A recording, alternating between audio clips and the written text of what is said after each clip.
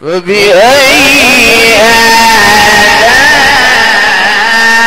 آلاء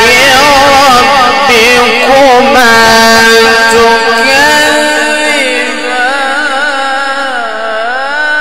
تكذبان خلق الإنسان من صلصال كالفخار وخلق الجن